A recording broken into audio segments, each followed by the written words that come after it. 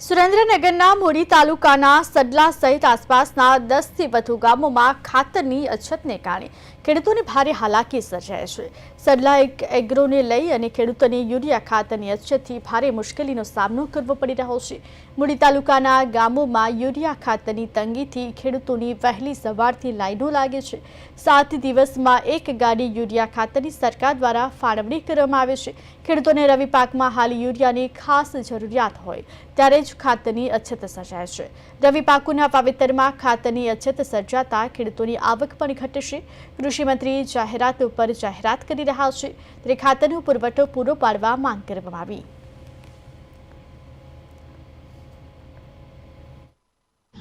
અત્યારે શિયાળુ સિઝનનો પાકનો વાવેતર ચાલુ થઈ ગયું છે।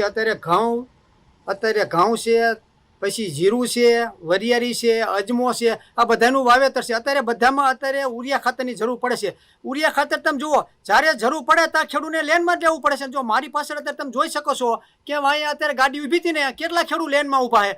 એ લેનમાં ઉભા રહીને છતાં ખેડૂતને 3 ઠેલી ભાગમાં આવે। 50 વીઘાનું પીત હોય, ખેડૂત 3 ઠેલી ખાતરમાં થાય શું? અને આ સરકારને વારી ખાતર જમીન તો પીતની ઘટતી જાય છે, ઉદ્યોગપતિમાં જાય છે, સોલર પ્લાન્ટમાં જાય છે। તો સરકાર વારી સરકાર ખાતરનો સ્ટોક કરતી કેમ નથી કે ખેડૂતને હેરાન કરવા કાજુ ખેડૂતને લેનમાં જ ઊભા રાખવાના છે। સરકારને આધાર કાર્ડમાં લેનમાં ઊભા રહો, અત્યારે પાક નુકસાનીમાં તમે લેનમાં ઊભા રહો, ખેડૂતને કામ કરવા જ નથી દેવાનું તમારા સરકારને। શું ખબર ન પડતી? એટલે આ સરકાર ખેડૂત વિરોધી છે, મને એવું લાગે છે। અને તમામ વખતે ખેડૂત ખાતરની શોર્ટેજ પડતી હોય તો સરકાર પાસે સ્ટોક તો કરી લેવો પડે સરકારને, કે ખબર છે કે આપણે ગુજરાતમાં એટલું ખાતર જોતું હોય તો એટલો સ્ટોક સરકારને કરવો જ પડે। પણ સરકાર સ્ટોક શું કામ નથી કરતી? અને એને રેન્ક ખૂટી રહ્યું હોય તો બીજી એડવાન્સ મંગાવી રાખવી પડે ને।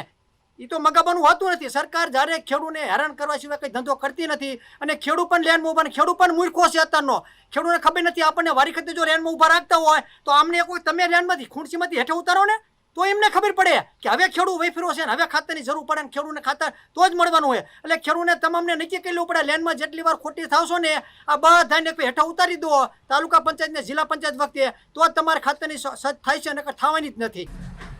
ગામ સડલા દુધે ગામથી હું ખાતર લેવા આવ્યો તો એક ગાડી આવી, એમાં લેન્ડમાં માણસો છે, 2 ઠેલી ખાતર આપે છે।